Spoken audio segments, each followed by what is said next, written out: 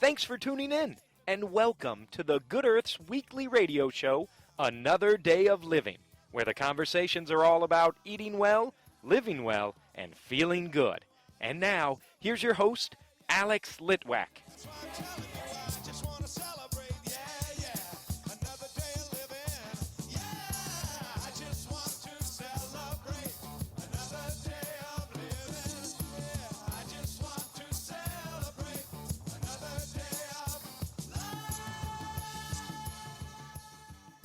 One of the great things about Indianapolis is that we have had a huge growth in local food purveyors and artisanal shops and just great local, seasonal, healthy food. And I am in this very groovy place at Goose the Market. And with me is Chris Ely. He is the founder and owner of Goose the Market, Smoking Goose. Welcome, Chris. Thank you. What is this place called? This is the Enoteca, the lower level of the market. Enoteca, sort of like discoteca. I guess so, a little bit, only for wine. So disco for wine, maybe. There's no dancing involved. There can be if you have enough wine, I guess. Sure. All right. We'll get back to this description of this place, but let's talk first about Goose the Market. How did you come up with this idea? Basically, what we wanted to do was bring back a neighborhood butcher shop, just a neighborhood place for people to frequent and hang out and be able to get their stuff. So we took that and then also wanted to do a specialty side to it as well. So that's kind of how the whole idea started out. At the time, in 2006, when we were looking at this neighborhood, it was under urban redevelopment plan. So a lot of families were starting to come back in, and just the neighborhood was, the city was putting money into it, and the people were responding positively to it. So it was just a perfect neighborhood to do it in. All right, let's talk about the butcher shop. Mm-hmm. Where do you source the meat? We work directly with farms. So most of them are in Indiana, some of them Kentucky or Illinois, but they're all in this region of the country. And we're focused more on the quality and building the relationships with small family-owned farms. So these are farms where animals are typically they're born, raised, and some of them are even slaughtered on the actual same farm that we purchase from. So they don't travel a lot. Almost all, I think, pretty much all within the market are open pasture, raised outdoors.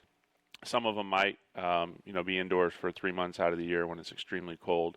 But for the most part, these animals are raised outdoors. So these are the types of farms that we work with. And it's not so much just about working with farms that are within 30 miles or 60 miles. It's working with the right farms and people that are doing the right thing. I'm under the assumption that also means these are animals not just that are well cared for and out in the pastures, but they're not given antibiotics and hormones and things that you don't want in the meat that you're selling here. Exactly. The things that we look for are access to pasture is one of them, so they can graze, no antibiotics, no growth hormones. There's some really nasty stuff out there, stuff like Paline and some other things that we just, we make sure, and typically that's the extreme. Right now, like non-GMO feed is a bonus. It's not, not everybody can or has the ability to do it yet, but we do look for it, but it's not necessarily a requirement right now. Let's talk about what's in the butcher case. Well, the great thing about our butcher case is that it's constantly changing. It's never like you'll just come in and see steaks, burgers, and sausage and the same stuff every week. We try to keep it interesting. We do always have the staples, so we'll always have whole chickens and chicken breast and legs, broken chickens. We'll always have duck in there, so typically duck breast, duck legs, and then we have all the primal cuts of beef available in there, and then all the subprimal stuff or all the less common primal stuff is typically we can cut for you upon request. And then pork, we bring in one whole pig, sometimes 1 to 2 whole pigs a week. Lamb, we bring in 1 whole lamb a week. And my favorite thing here is your bacon. Yeah. It's pretty incredible. It is. You have several different kinds. The traditional bacon that we do is our applewood smoked bacon. What really kind of sets us apart on our bacon then for most people is that we dry cure our bacon, which basically just means that we don't inject it or we don't brine it. We use just a dry cure of sea salt and brown sugar, maple syrup. It's pretty simple, pretty straightforward. We do a slow cure, so it takes about 7 days start to finish on our bacon. So in a brine, they can turn it around in 24 hours or less sometimes, where we take the slower method, which we feel like is worth it. And then it also has to do with the quality of the pork. as well. But yeah, I mean, it's definitely been a staple for us. We also make a lamb bacon, which isn't extremely common. We make a joel bacon, which is cut from the joels of the pigs. And so those are the ones that on a regular basis that we do, and then we'll do some unique flavors as well occasionally. That's what's there on the butcher side. But what Mhm. are the other foods that you're starting to carry? Sure. Well, we've always done charcuterie and cheese, doing our own charcuterie as well as featuring other people's charcuterie. And again, these are same people with similar practices, or the way they raise their animals. And then the cheese, we look primarily for smaller farmstead style cheeses, so nothing like that's really produced in mass quantity. And we also offer coffee, cafe, espresso, gelato, produce, so seasonal local produce, and then specialty dry goods, all different types of salts and olive oils and vinegars, and I mean just an array of cooking ingredients. I mean, not just typical like kind of anything you can think of. We try to carry, especially like seasonally focused. It's not a huge shop, so we have to keep it exciting by constantly bringing in new stuff based on the season. People can come and eat lunch here, can't they? Oh yeah, we do sandwiches as well, and small plates in the Enoteca. So sandwiches are quite popular. The great thing about it is we do serve beer and wine as well. So a nice afternoon, have a sandwich on the patio with a glass of rosé. It's fantastic. It's just a nice setting, nice neighborhood setting. Let's talk about the Enoteca. Mm-hmm. We are surrounded by fabulous bottles of wine and a wide variety of beer. So someone can come down here and eat dinner, for example? They can, yeah. We do small plates, appetizer-sized portions of plates, and we'll have anywhere from like 8 to 12 different plates. Typical, like, stuff that we'll always have are like charcuterie and cheese boards, but then we'll also do like pâtés, or we'll have pickled vegetable plates. All the different types of plates available down here as well. But yeah, you can come down. You can buy beer or wine to take home with you. Anything you see on the shelf, we can open it up and serve for you. So just started opening Sundays. So this was our first week of opening Sundays, and so now you can not only do your shopping on Sundays, and of course we can't sell on Sundays, but we can certainly serve on Sundays in the Enoteca. And the Enoteca is open every evening, you're saying? Every day. As long as the market's open, the Enoteca is open. So the minute the market opens, the Enoteca is open as well. What a great place to come after work, relax, maybe meet your neighbors. Mm-hmm. It feels like you are the jewel of Delaware and 25th. Oh, I hope so. I don't know. I mean, it's a cool neighborhood. There's still more growth to be had and more buildings coming in. So, I'm really excited what's going to happen in this neighborhood. People want us to open all these other places, but I mean, it's really this neighborhood is perfect for our business. I mean, this is we are a part of the neighborhood, and the neighborhood is a part of the business. They're a great support for us. We wouldn't be able to do it without the neighborhood. It's a lot of fun. Are you selling anywhere outside of Indianapolis? Oh yeah, from Smoking Goose, we're a federally inspected producer. Salumeria, our producer of salumery and charcuterie and smoked meats. We sell really, I guess, coast to coast. We have customers everywhere from San Francisco and Austin, Chicago, Indianapolis, and New York City are probably our three biggest markets. But we're in all 5 or 6 surrounding states around Indiana. It's typically in like specialty food and wine markets or cheese shops, or honestly just a lot of places that are very similar to Goose the Market. We produce pretty close to 50 different meats, essentially, dry cured or salumi and smoked meats.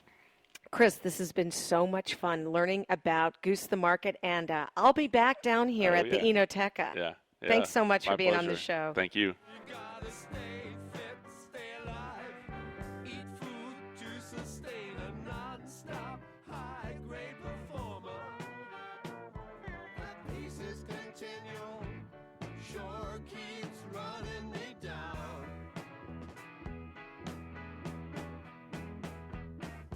Don't you know that you gotta eat food? Don't you know that you gotta refuel?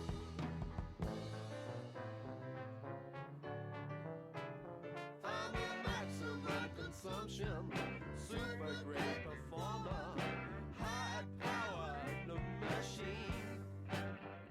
It's the Good Earth's 45th year of providing the widest variety of organic foods, high-quality supplements, toxin-free body care products, therapeutic herbs, cooking spices, herbal teas, healthy shoes, and so much more. We've got over 20,000 items packed into the liveliest house in Broad Ripple. Our knowledgeable staff is here to help you find just what you need to be the healthiest person on your block. We're open Monday through Saturday, 9 a.m. to 8 p.m., and Sundays, 11 a.m. to 6 p.m. Or you can check us out online at good-earth.com. Excessive living sure keeps running me down. You've got to learn to use a maximum juice. That's how you get the maximum use.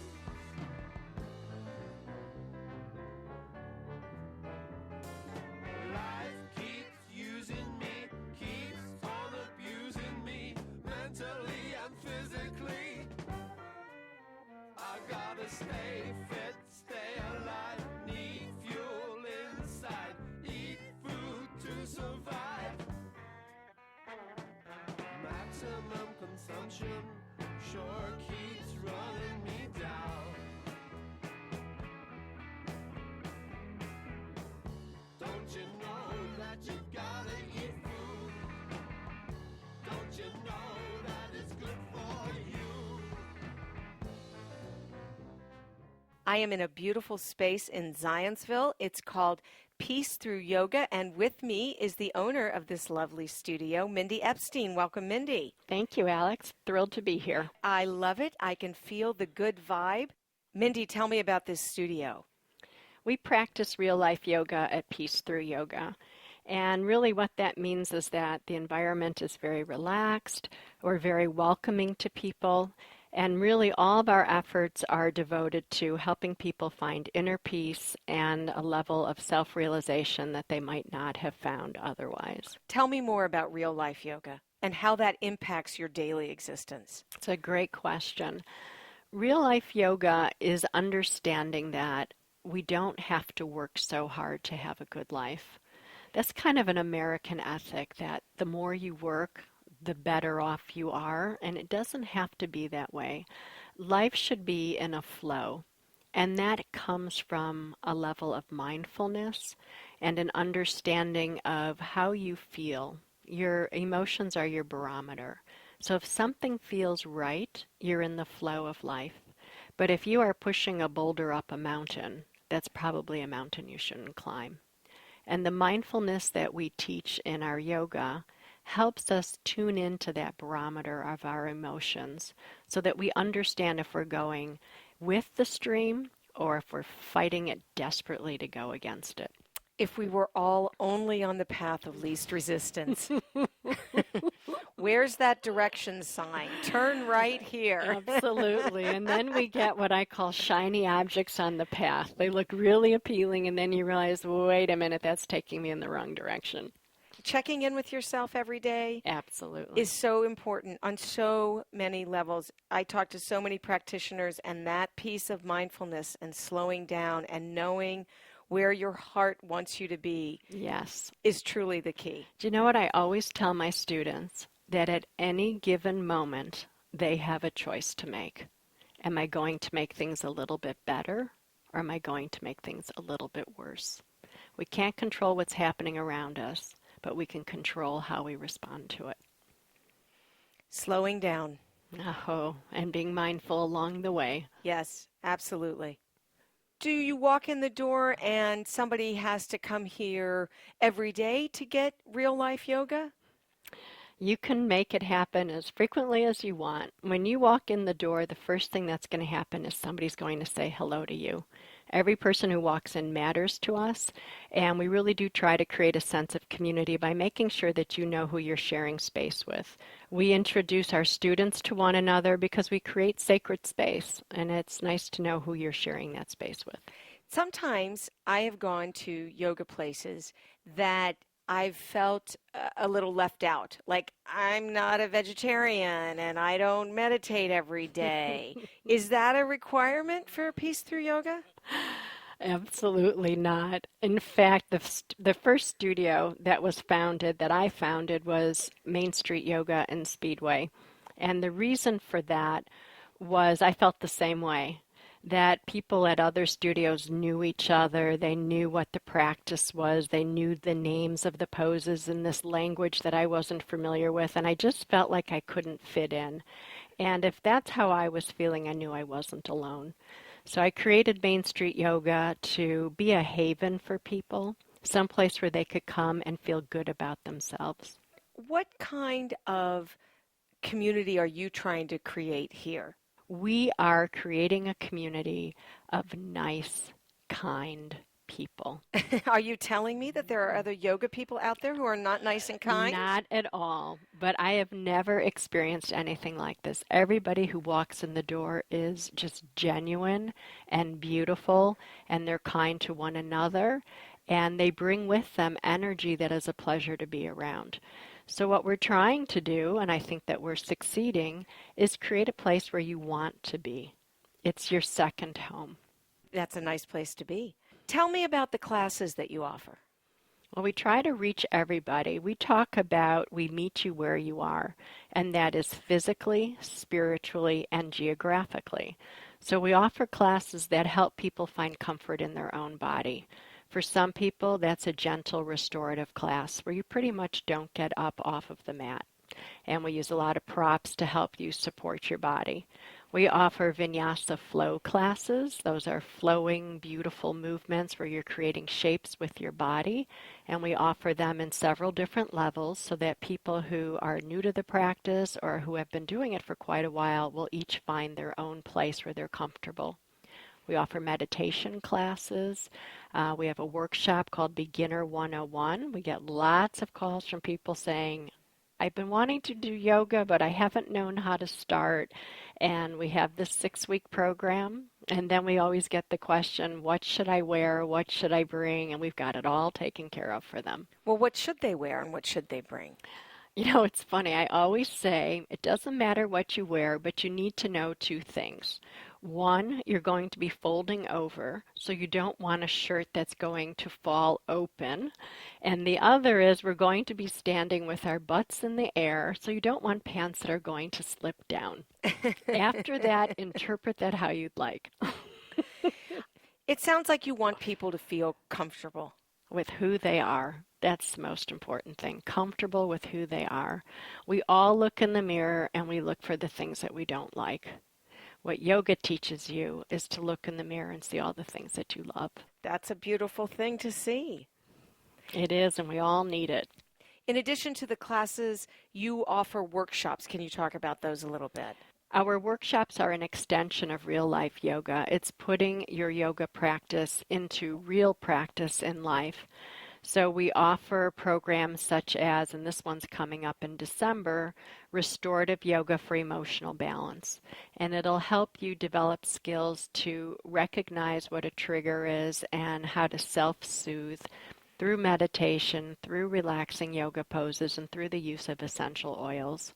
We do offer regular oils classes so that you can learn how to use them and how to incorporate them in your life. We ran a whole series called Awaken the Power Within. We all have it within ourselves to heal ourselves and to be our best selves.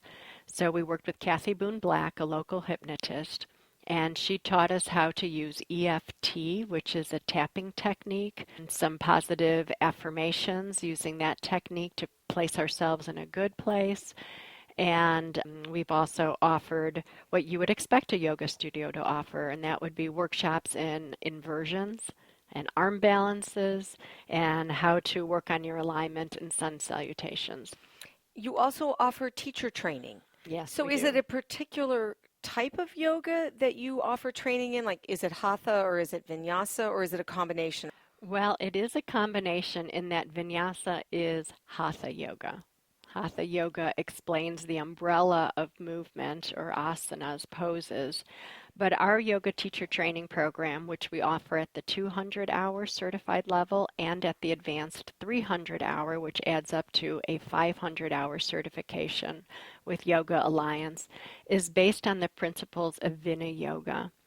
And that's very much involved and focused on alignment and proper breathing as you move in and out of the poses, practicing what we call pranayama, breath work, and working on the spiritual aspects of yoga as well with the subtle body.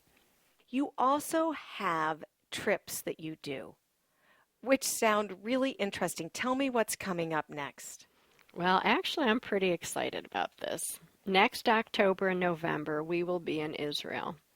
Now, I used to live in Israel for 6 years, so I know the country like most people don't. I was an archaeologist, so I've been to little towns and little places that the average tourist wouldn't go to.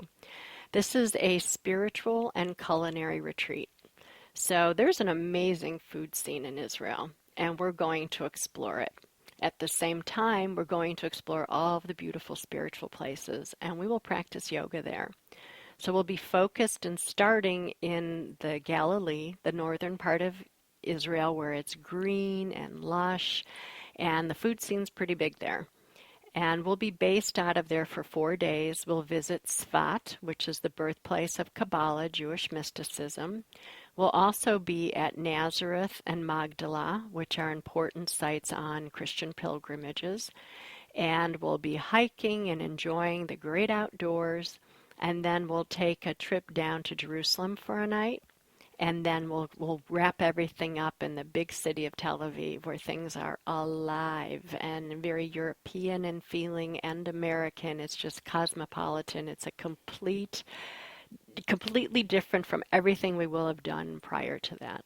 What a cool trip. Pretty excited. Yeah, I mean, you get the culture, you get the food, you get the spirituality, And the history. and you get all that great history. Wonderful. And this is happening in October of 2016? It is October 30th. The registration and enrollment are open now because there are a limited number of spaces. And I understand that there is some concern about traveling in the Middle East, and certainly we respect that. And if for any reason we have to cancel the trip, we will refund all money collected. Very good to know. Well, that's exciting, Mindy. Why don't you join us, Alex? Well, maybe I will. You never know. We can be roommates. We might have too much fun. That's never a problem. Mindy, you have more than one location. Tell me where all the locations are. We are located in Zionsville, right at 106th and Zionsville Road before you enter the village. We're also located in Speedway on the main street where, oh my goodness, they are building that place up faster than I can imagine. Where we had a field in front of our studio for the last 2 years, we now have a building, which is taking something to get used to, seeing an edifice there. And we're located in Danville. That's our newest studio, and we're located just off the square by one building in a little tiny freestanding red brick building that was constructed in 1892. So we meet you where you are geographically. If someone is interested in taking classes, in the teacher training, in a workshop, or maybe going on your big trip next year, what's the website? We are at peacethroughyoga.com, and we spell through completely out, THROUGH. peacethroughyoga.com. Mindy, this has been wonderful. I've learned something. I feel more peaceful just being here. Thank you, Alex. It's a delight being with you. Thank you for being a friend. Travel down the road and back again. Your heart is true, you're a pal and a confidant. I'm not ashamed to say, I hope it always will stay this way. My hat is off, won't you stand up and take a bow?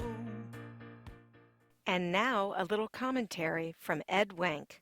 Citizens, I want to warn you all about the war on Christmas, which, as we all know, is a totally real thing, not made up by Bill O'Reilly between Benghazi hearings. This year's war on Christmas started early. You see, Starbucks has dropped snowflakes and trees and all other traditional symbols of Christmas from their coffee cups. They left the cups a very plain red, which we know is the color of the devil, and not just states that vote Republican. We here at the Christmas War Department have done some research, and we found some other sure signs that Christmas is doomed. Some examples. The movie A Christmas Story, while big on cool things like guns, fails to mention Jesus even once. The exact same thing is true for Home Alone. The holiday classic It's a Wonderful Life features what appears to be an angel, Joseph and God, but apparently no virgin births. Plus, the local rich guy is portrayed as a villain, which is clearly anti-Christian. Just ask Jeb Bush or Ben Carson or any other real American running for president. Frank Capra was caving to political correctness as early as 1946. The residents of Whoville say that they like Christmas a lot, but every year they appear to worship an alien glowing orb and not a baby Who Jesus with little antenna. Plain wrapping paper and ornaments that are a solid color are marks of the beast. Where are the snowmen and skating people and wise men in mangers? Good King Wenceslas looked out when? On the feast of Stephen. Who's this Stephen guy anyway? And here's the biggest shocker. The war on Christmas was in fact started by Christians in the 4th century, who moved the birth of Jesus from what was probably a warm weather month to December 25th. Why would they do that? To appeal to pagans who were already partying right around the winter solstice. That's right, pagans. So be ever vigilant, my fellow Americans. The enemy is everywhere, ready to monkey with good old insanely consumerist, all-American, totally non-pinko Christmas. Those people with their all-inclusive message of non-discriminatory seasonal wishes of joy must be stopped. We wouldn't want everyone to be happy during the holidays now, would we? Well, I can't be bothered with sorrow, and I can't be bothered with hate, no, no. I'm using up my time for feeling fine every day, yeah. That's why I'm telling you, I just want to celebrate. That's our show. Join Bob and Rudy next week for another day of music. Remember to like us on Facebook and that all of our shows are archived at anotherdayofliving.com. Thanks so much for tuning in. This is Alex Litwack wishing you a great week and a very happy Thanksgiving. The happiest half hour of your day has been brought to you by the Good Earth Natural Food Company, keeping Indy healthy since 1971.